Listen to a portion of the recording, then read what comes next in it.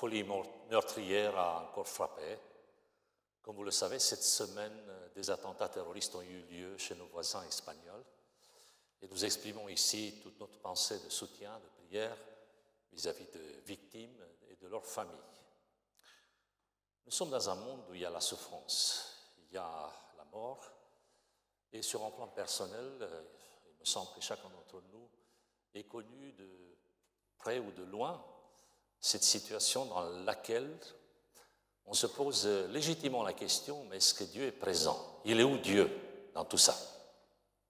Et nous avons parfois affaire à des personnes qui nous interpellent sur ces questions et demandent véritablement, lorsqu'un enfant innocent meurt, quelle est sa faute? Pourquoi il y a eu tel ou tel accident? Pourquoi tel ou tel crime? Tel ou tel dégât, calamité, et ainsi de suite. Effectivement, les enfants de Dieu sont parfois embarrassés par ces questions parce que, d'une part, nous ne pouvons pas nier la réalité. Oui, effectivement, nous sommes dans un monde où il y a beaucoup de mal. Et d'autre part, parce que nous savons qu'il ne peut pas y avoir de connivence, de lien entre un Dieu créateur, un Dieu qui s'occupe de sa créature, et le mal que nous connaissons. Comment harmoniser tout ça? Nous avons dans la parole de Dieu des textes qui nous interpellent. D'une part, et là je vous invite à ouvrir avec moi, un texte du Nouveau Testament, Jacques, 1er chapitre, verset 13. Il est dit clairement, Jacques, 1er chapitre, verset 13, que personne, lorsqu'il est tenté, ne dise « c'est Dieu qui me tente ». Car Dieu ne peut être tenté par le mal et il ne tente lui-même personne. On peut élargir le spectre de l'action de Dieu. Dieu ne peut pas faire le mal. Oui, il a créé Lucifer, mais il n'a pas créé Satan. Mais comment ça se fait, le passage entre Lucifer et Satan? C'est une énigme, c'est un mystère, ça restera pour l'instant un chapitre très difficile à expliquer. Mais en tout cas, il n'y a pas de lien entre Dieu le Créateur et le mal que nous voyons aujourd'hui. Mais alors, est-ce que Dieu n'a aucun mot à dire?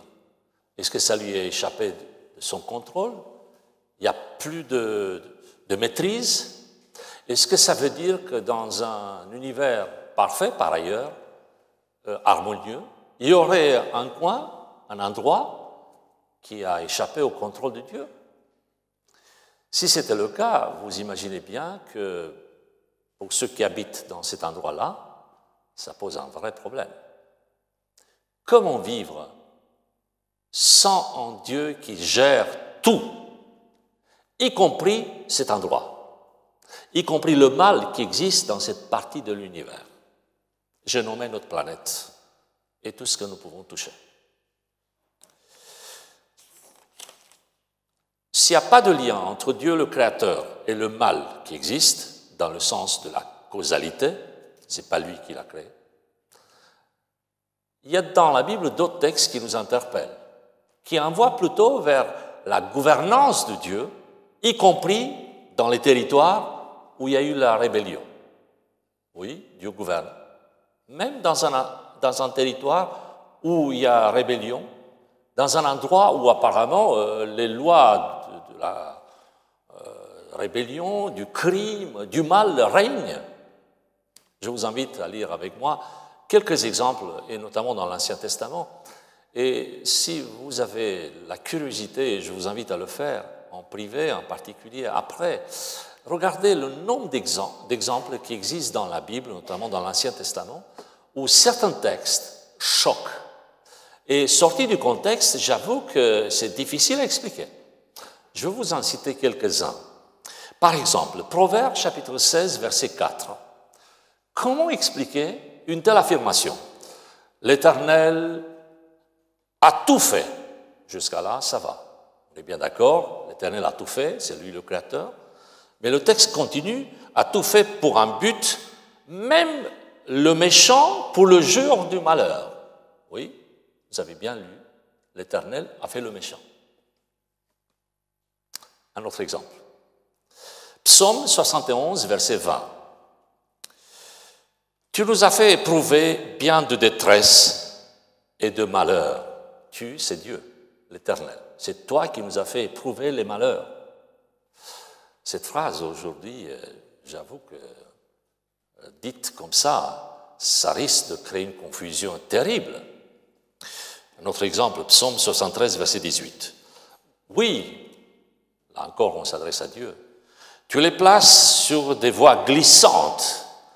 Tu les fais tomber et les mets en ruine. Oui, toi, l'Éternel, tu mets les gens en ruine. Et pour ajouter, pour cette courte illustration, quelques exemples, le texte de Job qui a été lu tout à l'heure, Job chapitre 2, verset 10. C'est la réponse de Job à sa femme. Il dit à son épouse, oui, lorsqu'elle lui demande de maudire pour qu'elle puisse échapper à toutes ces épreuves, oui, tu parles comme une folle. Si nous accueillons le bonheur comme un don de Dieu, comment ne pas accepter aussi le malheur? Oui, le malheur, bien sûr, toujours de la part de Dieu. Je n'ai pas dit qu'il y a de lien entre Dieu et le mal, que c'est lui l'auteur. Mais les textes qui sont là, en tout cas ces quelques exemples, nous montrent que nous devons intégrer la présence de Dieu au-delà du mal que nous voyons. Comment faire?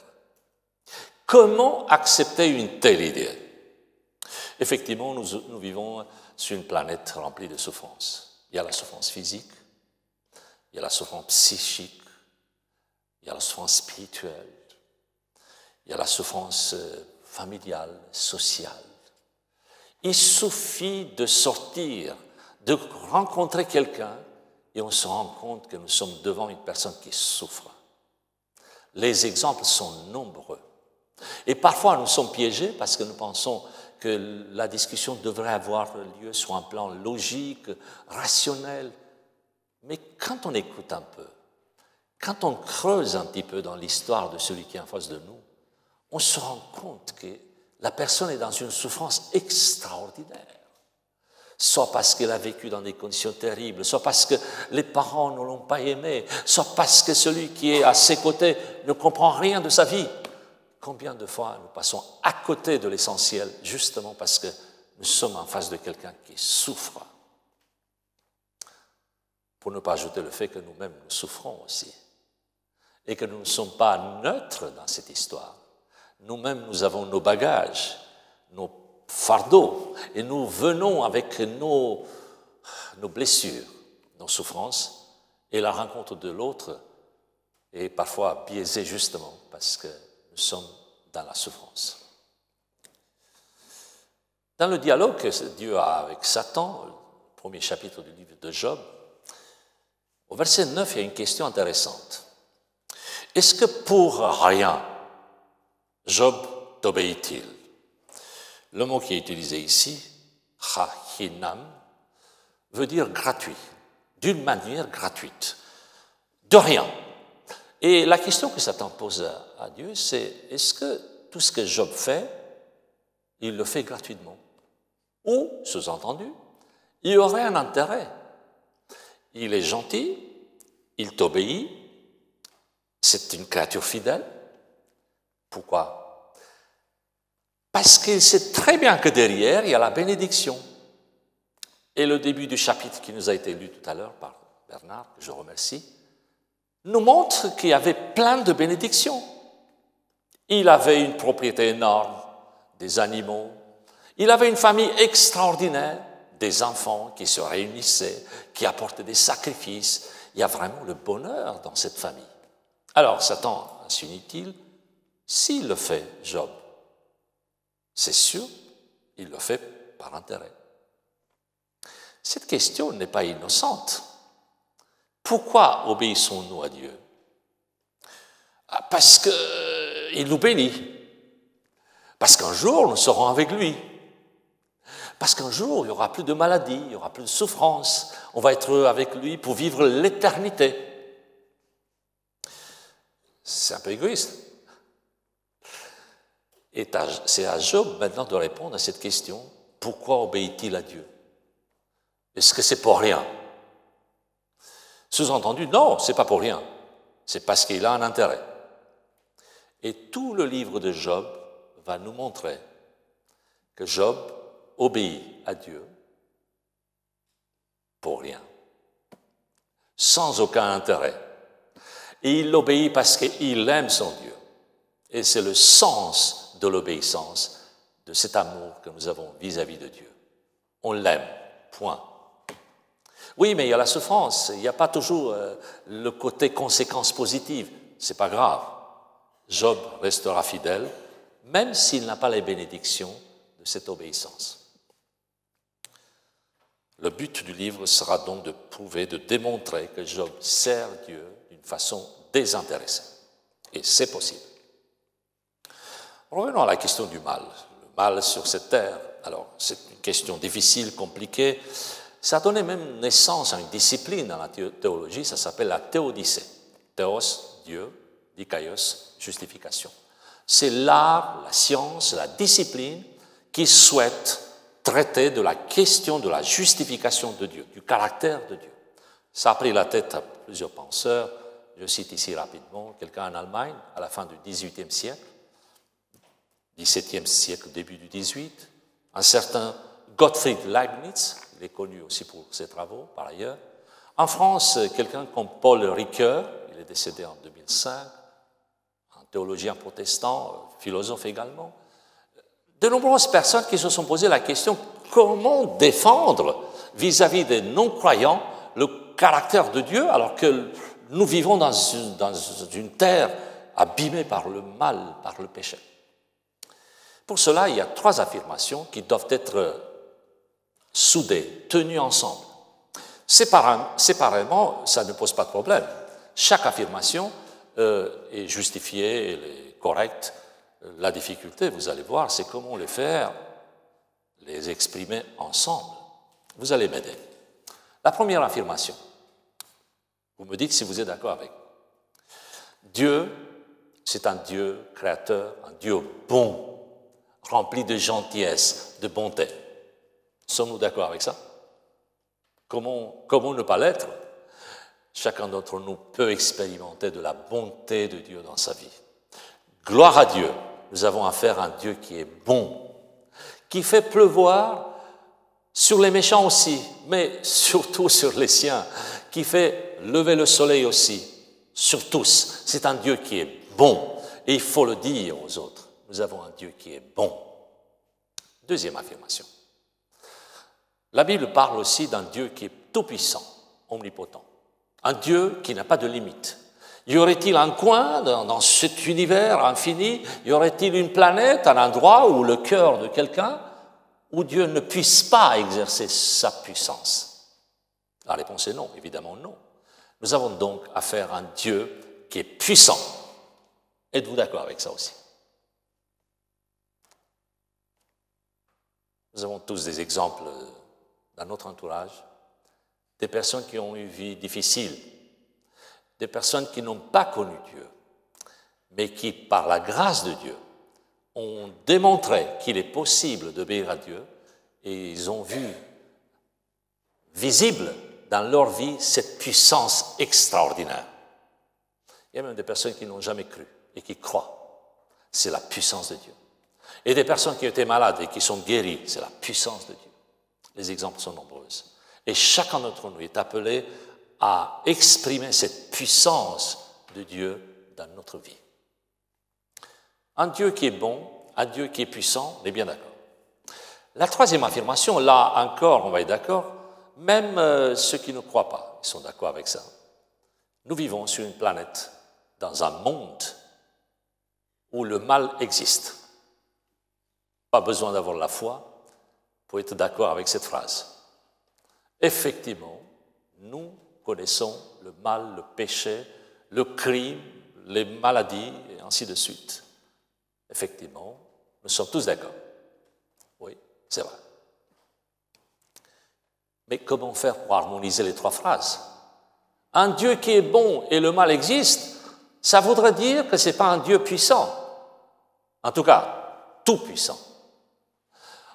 Un univers dans lequel il y aurait un Dieu tout-puissant et le mal existe quand même, ça voudrait dire que Dieu n'est pas bon comment peut-il assister à de tels massacres, à de telles atrocités sans intervenir? Vous voyez un peu le débat de ces penseurs qui veulent garder les trois affirmations ensemble. Comment défendre le caractère de Dieu? Parce que comme je viens de le dire, si vous enlevez un élément, l'édifice risque de s'écrouler. Effectivement, comment les garder ensemble? Oui, il est possible. Et là, la Bible nous aide. Mais avant de prendre quelques textes de la Bible pour consolider cette réponse vis-à-vis de ces questions, j'aimerais passer par l'histoire des religions comparées. Nous savons que le peuple d'Israël a vécu aussi en dehors de sa terre où il a été appelé à vivre, et nous savons également qu'il a été en contact avec d'autres populations, et des fois nous sentons dans les textes bibliques des croyances populaires, des croyances même à l'époque de Jésus, des croyances qui n'étaient pas du tout la volonté de Dieu, l'orthodoxie, c'est-à-dire l'enseignement juste et correct. Par exemple, il y a eu un peuple, les Mèdes et les Perses ensemble, et au VIe siècle avant Jésus-Christ, certains remontent jusqu'au Xe, XIe avant Jésus-Christ de l'histoire, et bien dans ces peuplades, il y avait des divinités, des religions, où il n'y avait pas un seul Dieu unique, comme dans la Bible, dans le Dieu de l'Ancien Testament. C'était des divinités diverses. Et à un moment donné, nous trouvons une divinité Ahura Mazda, une divinité, une sorte d'esprit créateur universel, qui était la divinité centrale de l'ancienne religion mazdéenne.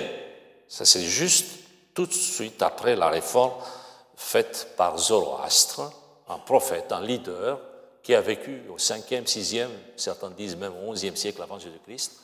Enfin, une réforme qui met un peu de l'ordre dans cette multitude de divinités. En gros, de quoi s'agissait-il? C'est que les divinités, dans leur pensée, dans ces peuplades, dans ces représentations, se bagarraient entre elles. Il y avait une sorte de combat. Et bien sûr qu'il y avait des divinités positives et des divinités négatives. Et des fois, c'était le bon Dieu qui gagnait, la bonne divinité. D'autres fois, c'était la divinité du mal qui gagnait. Ça avait des conséquences, pas juste sur le plan philosophique, sur le plan des idées, mais aussi sur la vie, en tout cas, les textes anciens le disent, sur la vie des gens. Parce qu'à un moment donné, il y avait une divinité positive, une divinité du bien qui gagnait la guerre au ciel, le combat quelque part. Et bien, les gens pensaient que sur Terre, le résultat était visible. Par exemple, il y avait beaucoup de prospérité, les moissons étaient vraiment à l'heure et il y avait plein de richesses, les jeunes se mariaient, il y avait des bonnes récoltes, et ainsi de suite. Lorsque, par contre, dans le combat au ciel, il y avait une mauvaise divinité qui gagnait, les anciens, disaient-ils, ça se voyait sur Terre. Ça se voyait, on voyait des cataclysmes, des famines, des guerres. Donc, un combat à l'horizontale, soit la bonne divinité, soit la divinité mauvaise. Ils se bagarraient entre elles, et puis on voyait sur Terre le résultat. C'est une idée très païenne, mais qui a réussi à s'infiltrer quelque part dans la pensée du christianisme aussi. Notamment, plus tard, au Moyen-Âge, lorsque les gens ont commencé à expliquer d'où vient le mal, qui est derrière tout ça, et surtout pourquoi. Revenons à l'époque de Job. Vous vous souvenez que les amis, ses amis à lui, quand ils viennent le voir, ils essayent de lui faire porter le chapeau pour ce qui se passe, en disant, si tu es dans cet état-là, c'est parce que tu as fait quelque chose. Parce qu'il est impensable de ne pas voir les conséquences de tes actes dans ton corps. Autrement dit, Dieu t'a abandonné, t'a fait du mal. Donc forcément, si tu es là, c'est parce que le bon Dieu t'a abandonné. Par contre, si tu étais en bonne santé, c'était la meilleure preuve que Dieu est présent à tes côtés. Et cette idée de vouloir à tout prix faire le lien entre la présence de Dieu et une bénédiction visible, on la voit aussi lors du Nouveau Testament, lorsque nous lisons dans l'épître que l'apôtre Paul adresse aux Galates, lorsque l'apôtre Paul dit, Galates chapitre 3, verset 13, « Christ nous a rachetés. Il nous a rachetés de la malédiction de la loi, étant devenu malédiction pour nous, car il est écrit, « Maudit est quiconque est pendu au bois. » Et c'est une citation de Deutéronome chapitre 21. Et les passants disaient, en regardant Jésus, c'est parce qu'il a péché, c'est parce qu'il est maudit, c'est pour ça qu'il est sur la croix. Mais ils ne savaient pas qu'en fait, Christ avait pris la place de l'homme. Ce n'était pas lui qui était le coupable, ce n'était pas lui qui devait être là, c'était nous qui devions être là. Donc le lien entre des conséquences, des faits, et puis ce qu'on voit en disant, voilà, c'est parce qu'il a été abandonné par Dieu. C'est pour cela qu'il est dans la détresse, c'est pour cela qu'il souffre. C'est la même idée que les amis de Job lui adressaient, contre laquelle Job essayait de se défendre de toute force, et il avait raison. Job, il avait raison, il n'avait rien fait de mal. Par contre, ce que Job ne voyait pas, derrière le rideau, qu'est-ce qui se passe dans la partie invisible de l'univers? Et là, il y avait un combat. Un combat entre le bien et le mal. Et ce combat, Job ne le comprenait pas. Il savait une chose, c'est qu'il était juste, il était correct, il a agi conformément à la volonté de Dieu, et là, il ne comprend pas. Il n'était pas au courant, il ignorait cet aspect, cette partie du combat, à savoir le combat existe. C'est un combat entre le bien et le mal. Mais ce combat n'a pas lieu comme dans les pensées, dans les religions païennes, entre des divinités plus ou moins au niveau égal. Vous savez, un jour c'est le bien qui gagne, un autre jour c'est le mal qui gagne, et puis on s'amuse comme ça, comme dans un jeu de ping-pong ou de foot. On va voir quelle est la meilleure équipe, et on regarde le match et on se dit, c'est bien, aujourd'hui, non, c'est pas bien. Non, c'est un combat, oui, mais pas un combat à l'horizontale, mais c'est un combat à la verticale, parce que Satan, c'est un ennemi vaincu. Il a la puissance, oui, c'est vrai, il ne faut pas ignorer, il ne faut pas s'amuser avec ça. De toutes les situations pastorales auxquelles, personnellement, je pourrais être confronté, j'avoue que si vous m'invitez à visiter un malade, il n'y aura pas de problème. Si vous m'invitez à assister à une discussion pour avoir un moment d'échange avec des personnes qui ne partagent pas notre foi, je viens sans problème. Par contre, si vous m'invitez un jour pour une séance d'exorcisme ou pour chasser des démons, j'avoue que je réfléchis 2 fois. Je ne m'amuse pas.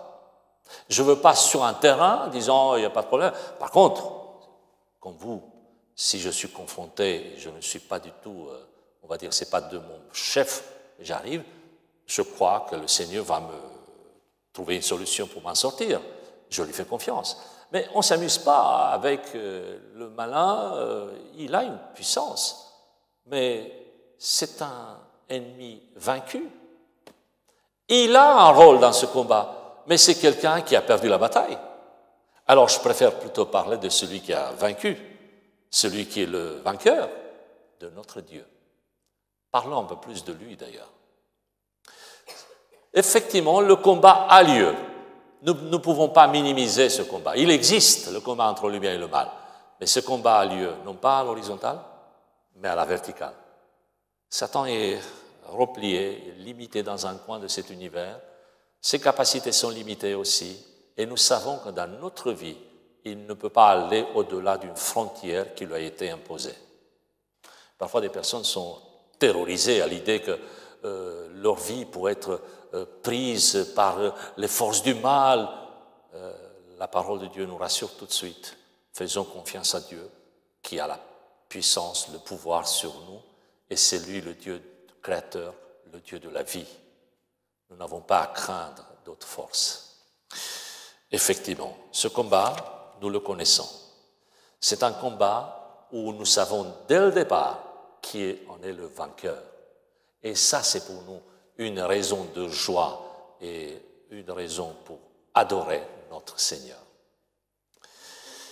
Lorsque nous sommes dans ce combat, et nous en voyons les conséquences, nous posons la question, mais pourquoi?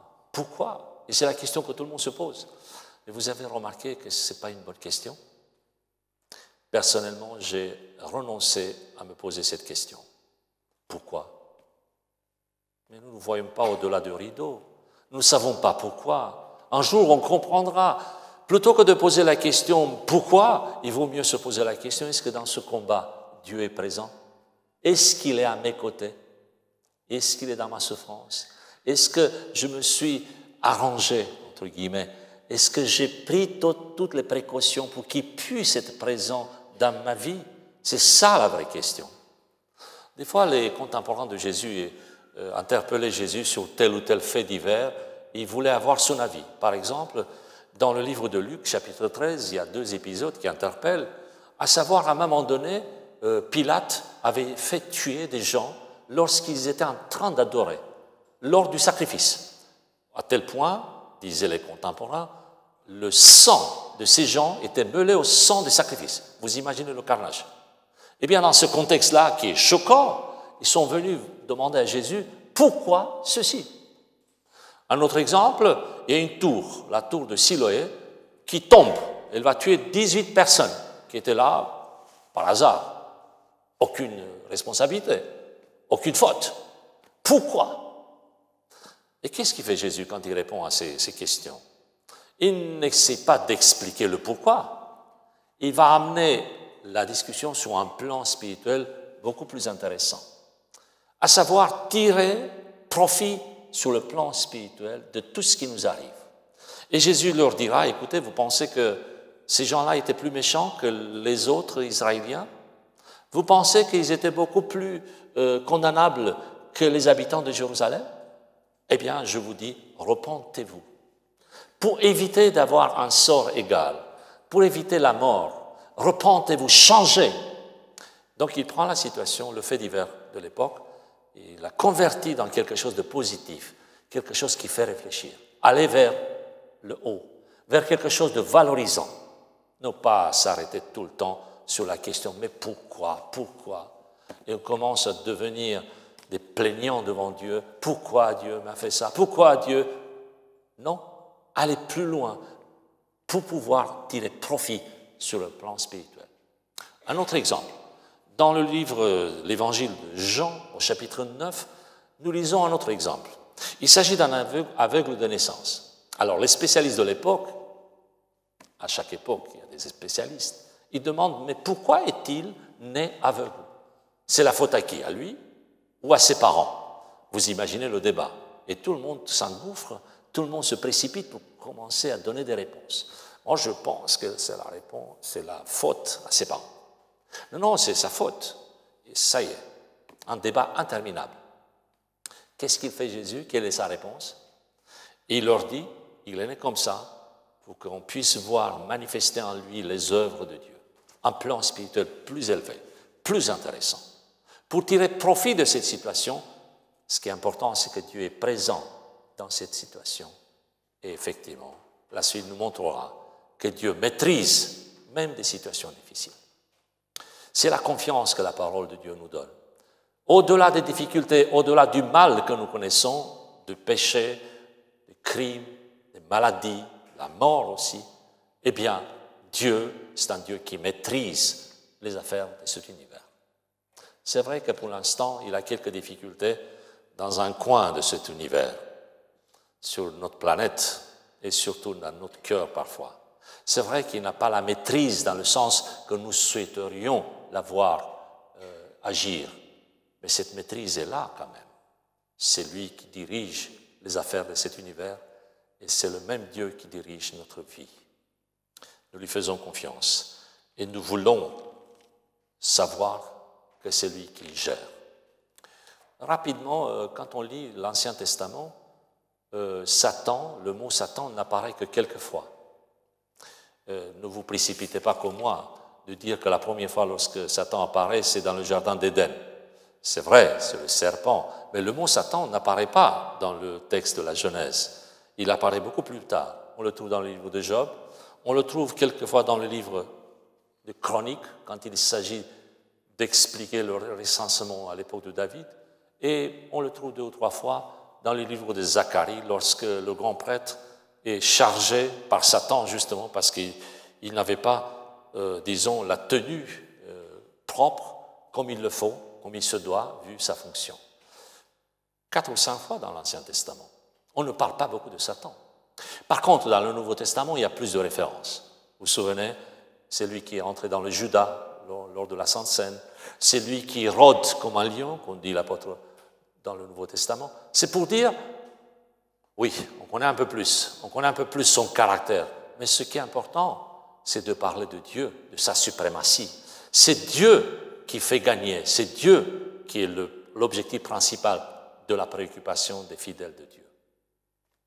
Ce qui nous importe, nous lui faisons confiance. Effectivement, nous ne sommes pas là en train de dire que Satan n'existe pas, nous ne sommes pas là en train de dire que le mal n'existe pas.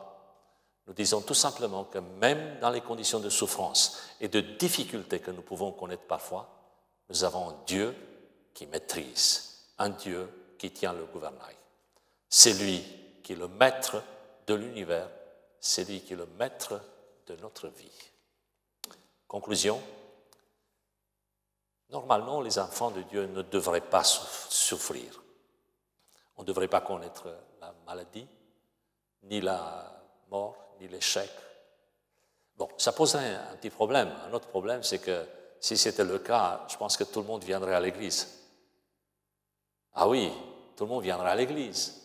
Si les enfants de Dieu étaient vraiment immunisés de toute maladie, de tout échec, cette salle serait insuffisante. La nouvelle se répandrait très vite.